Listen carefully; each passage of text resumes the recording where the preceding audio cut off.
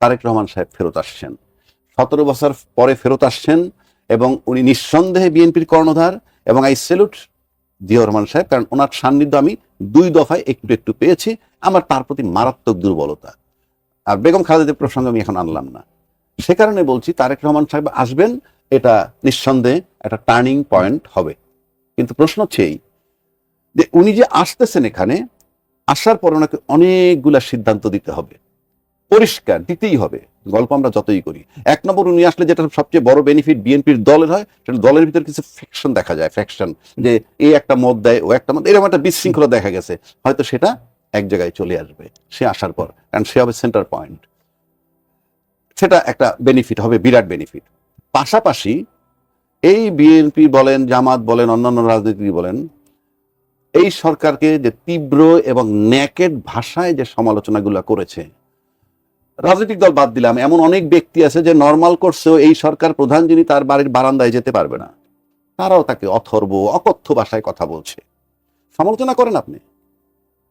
প্রশ্ন হচ্ছে যে উনি এসে এই কথাটা বলতে হবে, কি পরিমাণ বাক স্বাধীনতা থাকবে, কি পরিমাণ সমালোচনা করা যাবে, কতটুক করা যাবে, এই একটা ওপিনিয়ন দিতে হবে। 2 নম্বর, মিডিয়ার সেফটি, যে কথাটা উনি বলছেন, প্রথম আলো বলেন, অমুক বলেন, তমুক বলেন, মিডিয়া সেফটি কতখানি পরিষ্কার বলতে হবে, কতখানি বলতে পারবে। 3 নম্বর একটা বিষয় আসবে, দেশবাসীর জন্য কি করবেন, কারণ he will be the boss. দেশবাসীর জন্য কি করবেন মানে, এর আগে শুনছি চাকরি দিবেন, এমপ্লয়মেন্ট, তো পরিবার প্রতি 8,000 করে টাকা দিবেন, ইত্যাদি অনেক কথা হইছে, এনশিওর করতে হবে এই ব্যাপারে। 4 নম্বর যদি আসেন আপনি, ফরেন পলিসি এনশিওর করতে হবে। রাষ্ট্র এটা তামাশা নয়, আপনি একটা দল দেশ চালাবেন, জিও পলিটিক্স এখানে খুব ইম্পর্টেন্ট। বাংলাদেশ একটা ভাইটাল জায়গায় আছে, এখানে চায়না, আমেরিকা, ইন্ডিয়া, পাকিস্তান, যাই বলেন না কেন, বিশাল একটা কাজ এখানে চলছে। সেক্ষেত্রে হাসিনা ইজ আইডেন্টিফাইড, ইউনূস সাহেব ইজ আইডেন্টিফাইড, যে তারা কে কি করছে কোন ব্লকে, তাকে একটা ক্লিয়ার চিত্র দিতে হবে। যদিও ইতিমধ্যে একটা কথা আসছে হুইচ ইজ ভেরি পেইনফুল, আমার কাছে মনে হয়েছে, এটা হলো অ্যাড্রেসের ব্যাপারে। আনন্দবাজার পত্রিকা একটা কথা আসছে 19/12/2025-এর, সেখানে শিরোনামটা ছিল এরকম, খালেদা পুত্রের সম্বল, নয়াদিল্লির বন্ধুত্ব, মুক্তিযুদ্ধ। আমি জানি না তাদের প্রতিক্রিয়া কেমন, আমি যেহেতু বিএনপির কিছু ফিল করি জিয়াউর রহমান সাহেবের কারণে, এই শিরোনামটা আমার পছন্দ হয়নি। খালেদা পুত্র, জিয়া পুত্রও বলেননি, কিংবা উনি বিএনপির চেয়ারম্যান, ভারপ্রাপ্ত চেয়ারম্যান বলেন, ভার্চুয়ালি সেই চেয়ারম্যান।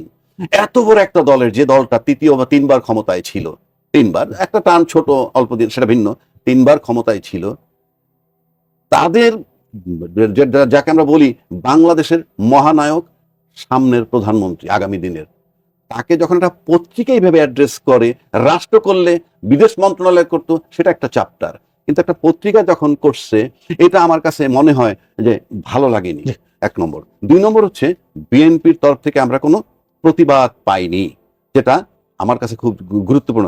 একদম সব শেষ করে দিচ্ছি, তার কাছে আমরা কি বার্তা আশা করি, এই যে বিচারের পদ্ধতি চলমান, সেটা কন্টিনিউ করবেন কিনা, সে ব্যাপারে একটা বার্তা অবশ্যই দিতে হবে। অ্যান্ড 5th, যেটা লাস্ট যেটা বলবো, সেটা হলো নতুন ধারার যে রাজনীতি, ইনকলাব মঞ্চ এবং এনসিপি, সবাই যখন আমরা জুলাই চেতনায় বিশ্বাসী, সিনা টান করে বলি, অথচ জুলাই সনদের আইনি ভিত্তি হয়নি।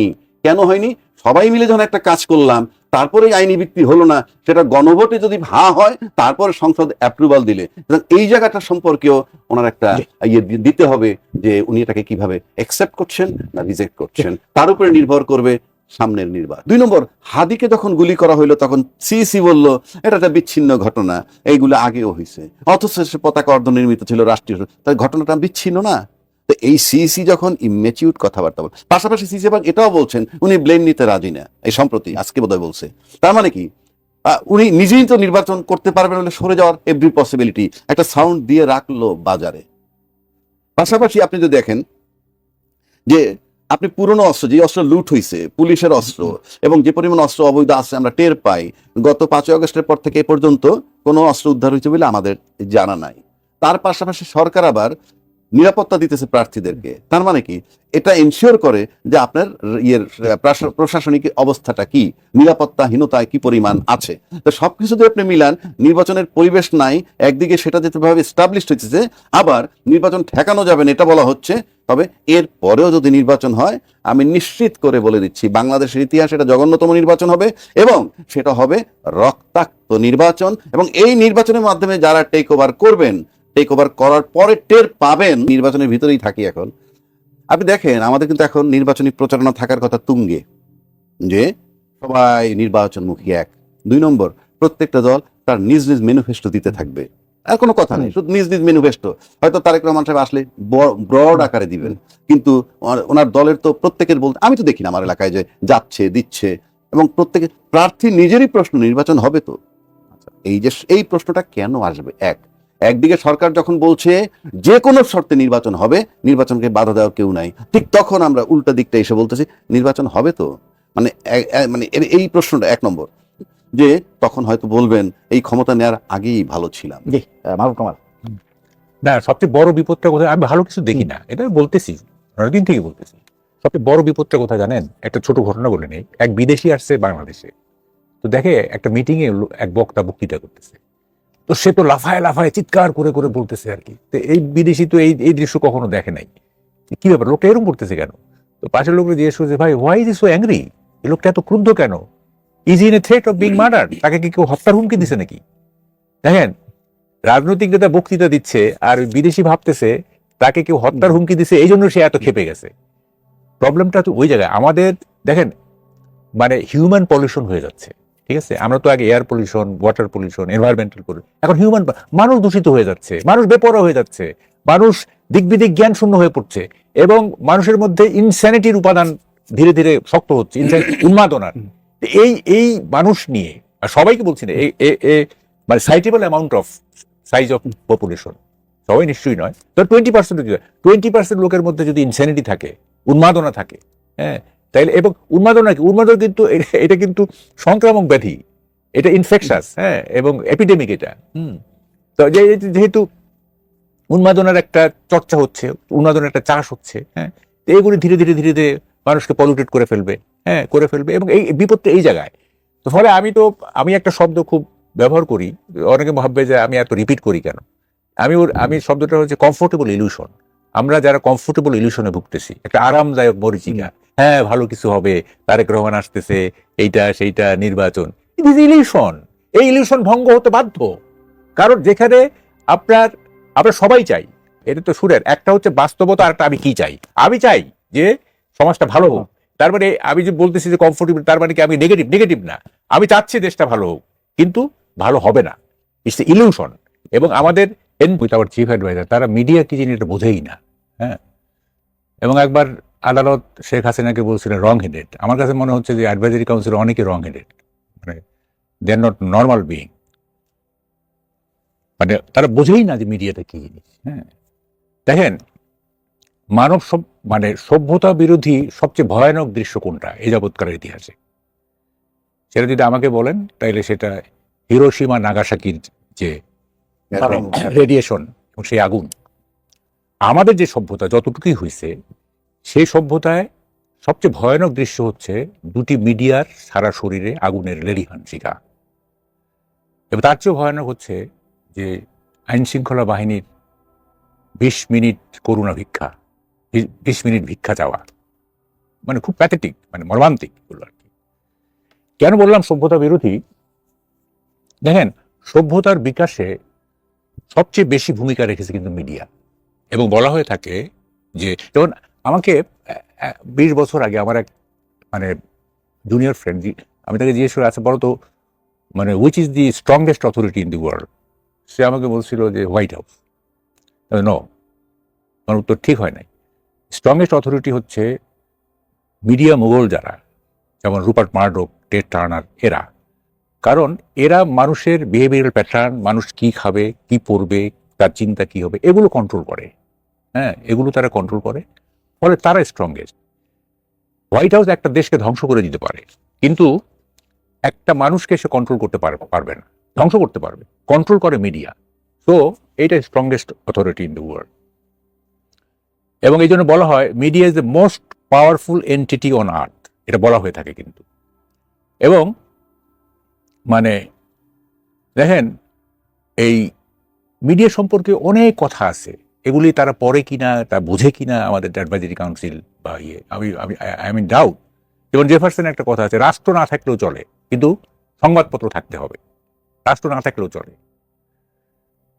আবার কথা আছে যে media is not a privilege, it is an organic necessity.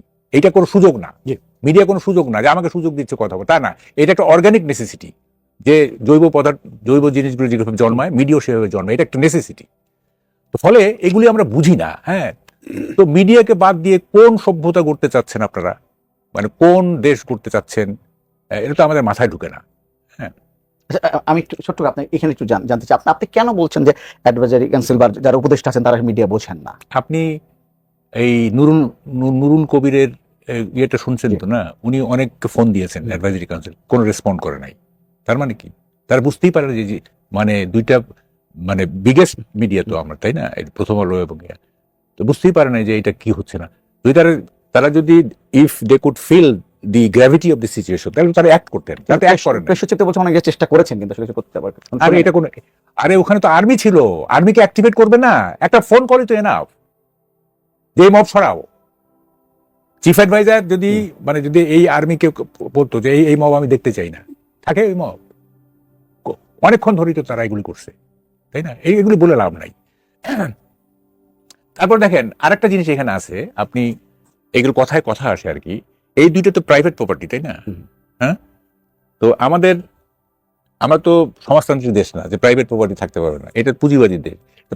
পুঁজিবাদী দেশে প্রাইভেট প্রপার্টির যে নিরাপত্তা, এটা সব দেশে স্বীকৃত। এবং মানে প্রাইভেট প্রপার্টির যদি নিরাপত্তা না থাকে, তাহলে তো মানুষ প্ল্যান করবে না, ভবিষ্যৎ প্ল্যান করবে না, পরিকল্পনা করবে না, তাই না? যে আমার প্রপার্টির তো নিরাপত্তা নাই। তাহলে আপনি কি করতেছেন? আপনি এই প্রাইভেট প্রপার্টির উপরে আঘাত করে আপনি যারা এন্টারপ্রেনিউর, যারা বিনিয়োগ করতে চায় দেশের জন্য, তারা তো বিনিয়োগ নিরুৎসাহিত হবে, তাই না? আমি আসবো এই বিষয়টা নিয়ে। আমি অ্যাডভোকেট আবু হিনা রাজাকে একটু আপনার কাছে জানতে চাই।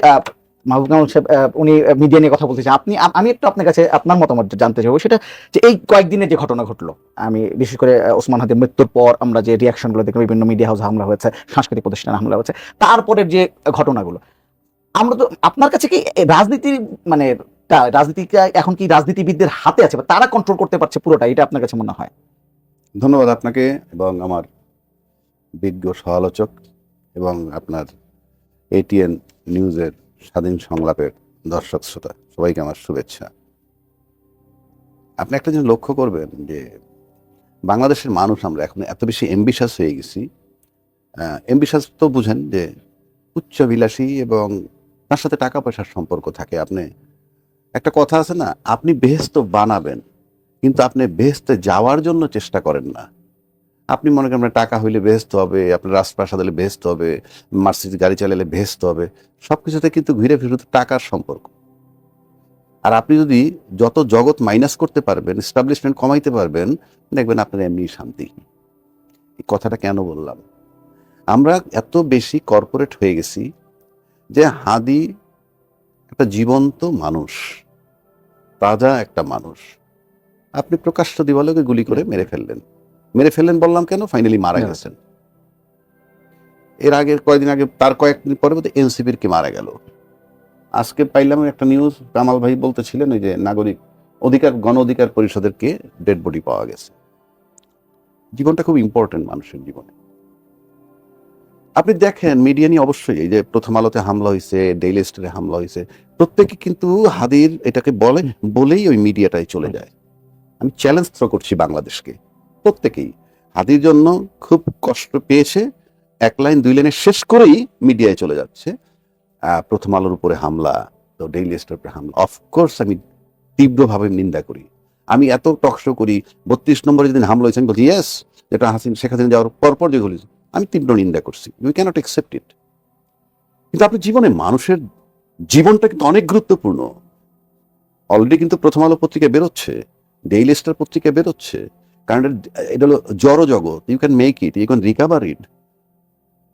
হাদিকে রিকভার করতে পারবেন না, 57টা অফিসারের ফেরত পাবেন না, সম্প্রতিকালে সবাই বলে পুলিশের বিচার হচ্ছে না, পুলিশও ফেরত পাবে না যারা মারা গেছে। বাট বারবার বলা হচ্ছে পুলিশের বিচার হচ্ছে না। বাংলাদেশের পুলিশ কিন্তু তার এফআইআর সেই করতে পারে, কেন করছে না? এটা আমি একটা এক্সাম্পল দিলাম। পুলিশ নিজেই কিন্তু অথরিটি মামলা তদন্ত করার। বাংলাদেশে বহু মামলা হয়েছে, পুলিশবাদী মামলা, পুলিশ তদন্ত করছে, তারপরে সেটা বিচার হয়েছে, জেলে গেছে। মিডিয়ার উপরে হামলা, of course I can't allow it. ভাই একটা কথা বলছেন, খুব বিনয়ের সাথে আমি বলছি যে আর্মি ছিল ওখানে আশেপাশে, তাই না? যায়নি। উপদেষ্টা টেলিফোন কেন? উপদেষ্টা টেলিফোন লাগবে কেন? তার রোলটা কি? তারা কি দায়িত্ব? তারা কি বইলা রাখছে যে তুমি বইসা থাকবা, ওই টেলিফোন করলে যাবা, উপদেষ্টা টেলিফোন করলে যাবা?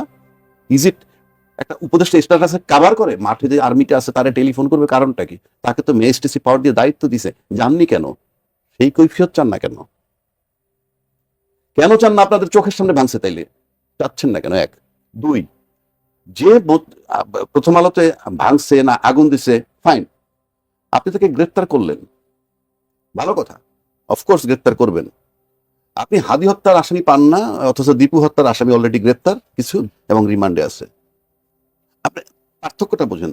ওখানে কি টেলিফোন করে উপদেষ্টা কেউ বলছে দীপু হত্যার আসামি গ্রেফতার করো, আর হাদিরটা গ্রেফতার করো না? আরেকজন ব্যক্তি বলতেছে এই প্রক্রিয়া সে পালায়ে গেছে, তাকে একটাবার জিজ্ঞাসাবাদ করলো না? সূত্র কি তোমার? এটা কেন বলছি? যে আমরা জড় জগৎ নিয়ে খুব বেশি ব্যস্ত, এই সমস্ত লোকের লাইফের কোনো মূল্য নাই, অথচ তার মূল্য রাষ্ট্র দিল, রাষ্ট্রীয় মর্যাদা পতাকা অর্ধনির্মিত থাকলো, ইত্যাদি ইত্যাদি। এখন এই যে মিডিয়া, সেই মিডিয়ার আপনি ওকে ধরে যে গ্রেপ্তার করবেন, জেল দিয়ে দিলেন, এটা কিন্তু চূড়ান্ত নয়। আমি নিশ্চিত করে বলে দিতে পারি যারা ভাঙতে এসেছে তারা পারপাস জানে না কেন ভাঙতে হচ্ছে, কেন আগুন দিচ্ছে, তাদেরকে কেউ ব্যবহার করে, অর্থাৎ কনস্পিরেটর ইজ দেয়ার। তাহলে আপনি প্রথম আপনাকে প্রশ্ন আনতে হবে, হামলা এর আগে কিন্তু নয়াদিগন্ত পত্রিকা অফিস পড়াইছে, সংগ্রাম অফিসের সম্পাদকরা ঘর থেকে বের করে নিয়ে আসছে। তারপরে প্রথম আলোর, আমি জেনুইনটা বলতে আমার কোনো পক্ষপাতিত্ব নাই, প্রথম আলোর সম্পাদকরা বলছেন 53 বছর এগুলো হয় নাই, অথচ 5ই আগস্টের পরে 71 বলেন, সময় বলেন, সব চ্যানেলে হামলা হয়েছে, হয় নাই? এটিএন নিউজে হামলা হয়েছে, এটিএন নিউজে হামলা হয়েছে। তুমি এই সমস্ত কথা, উদ্ভট কথা বলেন, হি ইজ টেলিং লাই। আপনি কেন, আপনি মিথ্যা বলতে পারবেন না? আপনার বলা উচিত নয়াদিগন্তে যখন হামলা হয়েছিল তখন প্রথম আলো কি করছিল, ওইগুলো যখন ভাঙলো তখন কি করছিল, গুম খুন নিয়ে কোন রিপোর্টটা করছেন, আয়নাঘর নিয়ে কোন রিপোর্টটা, ওনারা কোন রিপোর্ট করছেন আমরা দেখছি তো। আমি ভাই ফরগটস, আমি বিরুদ্ধে করার জন্য বলছি না, আপনাকে যেতে হবে কোন জায়গায়। যে একটা কথা আছে, সৌদি আরবে চুরি করলে হাত কেটে দেয়, নারীর দিকে বাজে দৃষ্টিতে চোখ তুলে দেয়, সৌদি আরবের লোকের হাত নাই, তাদের চোখ নাই, আছে তো। তার মানে কি, আপনি চুরি যদি না করেন হাত কাটবে না, কিন্তু রাষ্ট্রের ভাবতে হবে চুরি বা করবে কেন, হাতই বা কাটবো কেন। তাহলে প্রথম আলোর ভাবতে হবে কেন এখানে আসলো ভাঙতে, সেই কজ যদি রুটে যদি আপনি না যান, যেমন আপনি ডায়াগনোসিস করে যে কোনো একটা অসুস্থ লোক অসুখ হইলে কি রুটে চলে যায়, কি কি এরপরে ওষুধ দেয়, প্রথম আলোকেও ভাবতে হবে, তাদেরকে গবেষণা করতে হবে ঘটনাটা কি, আসলো কেন, কি কি। আমি নিশ্চিত করে বলতে পারি তারা জানে কেন কি জন্য হামলা করতেছে, নানান জনের নানান কথা, এগুলোর ভিতরে তাদেরকেও ঢুকতে হবে। সুতরাং আপনি খালি ভাঙছে, আগুন দিছে, এখন আমি আবার দায়িত্ব নিয়ে বলছি যে 57 জন সেনা অফিসার, শাপলা চত্বরের লোক মানুষ, পুলিশ মারা গেছে, এই আয়নাঘর হয়েছে, তার চেয়ে আপনার প্রথম আলো পত্রিকাটা বড় নয়। আমি একটু মাহবুব কামাল আপনাকে বলবেন। রাজীব ভাই যে একটা বলতেছিলেন যে অনেকে জানেই না কেন ওখানে গেছে, বললেন না আপনি? যারা গেছে তারা পারপাস জানে না। হ্যাঁ, দেখেন এটা আমার একটা স্মৃতি মনে পড়লো।